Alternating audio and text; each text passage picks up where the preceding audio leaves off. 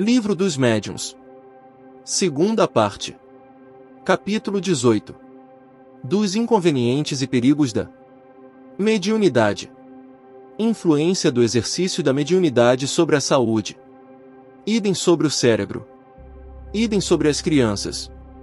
221. L será a faculdade mediúnica indício de um estado patológico qualquer, ou de um estado simplesmente anômalo. Anômalo, às vezes, porém, não patológico, há médios de saúde robusta, os doentes o são por outras causas. Segundo, o exercício da faculdade mediúnica pode causar fadiga? O exercício muito prolongado de qualquer faculdade acarreta fadiga. A mediunidade está no mesmo caso, principalmente a que se aplica aos efeitos físicos. Ela necessariamente ocasiona um dispêndio de fluido, que traz a fadiga, mas que se repara pelo repouso. Terceira, pode o exercício da mediunidade ter, de si mesmo, inconveniente, do ponto de vista higiênico, abstração, feita do abuso? Há casos em que é prudente, necessária mesmo, a abstenção, ou, pelo menos, o exercício moderado, tudo dependendo do estado físico e moral do médium. Aliás, em geral, o médium o sente e, desde que experimente fadiga, deve abster-se. Quarta, haverá pessoas para quem esse exercício seja mais inconveniente do que para outras. Já eu disse que isso depende do estado físico e moral do médium. Há pessoas relativamente às quais se devem evitar todas as causas de sobreexcitação, e o exercício da mediunidade é uma delas. NS 188 e 194. Quinta, poderia a mediunidade produzir a loucura? Não mais do que qualquer outra coisa, desde que não haja predisposição para isso, em virtude de fraqueza cerebral. A mediunidade não produzirá loucura, quando esta já não existe em germen. Porém, existindo este, o bom senso está a dizer que se deve usar de cautelas, sob todos os pontos de vista, porquanto qualquer abalo pode ser prejudicial. Sexta, haverá inconveniente em desenvolver-se a mediunidade nas crianças? Certamente sustento mesmo que é muito perigoso, pois que esses organismos débeis e delicados sofreriam por essa forma grandes abalos, e as respectivas imaginações excessiva sobreexcitação. Assim, os pais prudentes devem afastá-las dessas ideias, ou, quando nada, não lhes falar do assunto, senão do ponto de vista das consequências morais. Sétima, há, no entanto, crianças que são médios naturalmente, quer de efeitos físicos, quer de escrita e de visões. Apresenta isto mesmo inconveniente? Não, quando numa criança a faculdade se mostra espontânea, é que está na sua natureza e que a sua constituição se presta a isso mesmo. Não acontece, quando é provocada e sobreexcitada. Nota que a criança, que tem visões, geralmente não se impressiona com estas, que lhe parecem coisa naturalíssima, a que dá muito pouca atenção e quase sempre esquece. Mais tarde, o fato lhe volta à memória e ela o explica facilmente, se conhece o espiritismo.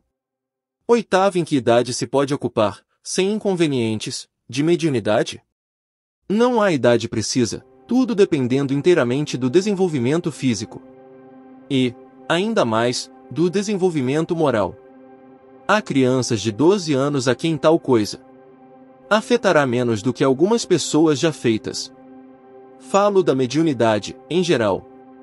Porém, a de efeitos físicos é mais fatigante para o corpo, a da escrita tem outro inconveniente, derivado da inexperiência da criança, dado o caso de ela querer entregar-se a sós ao exercício da sua faculdade e fazer disso um brinquedo.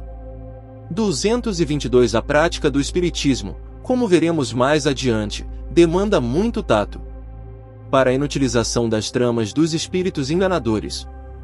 Se estes iludem a homens feitos, claro é que a infância e a juventude mais expostas se acham a ser vítimas deles. Sabe-se, além disso, que o recolhimento é uma condição sem a qual não se pode lidar com espíritos sérios.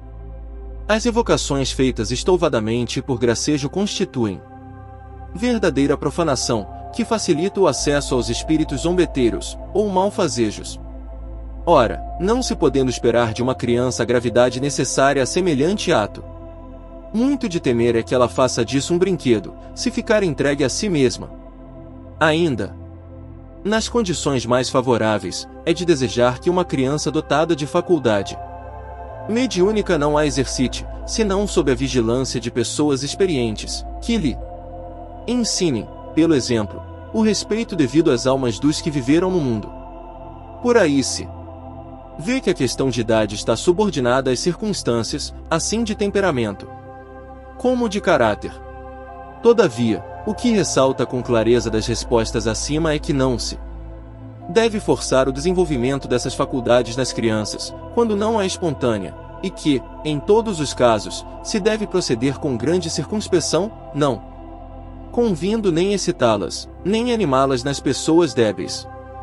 Do seu exercício cumpre afastar, por todos os meios possíveis, as que apresentem sintomas, ainda que mínimos, de excentricidade nas ideias, ou de enfraquecimento das faculdades mentais, porquanto nessas pessoas, há predisposição evidente para a loucura, que se pode manifestar por efeito de qualquer sobreexcitação.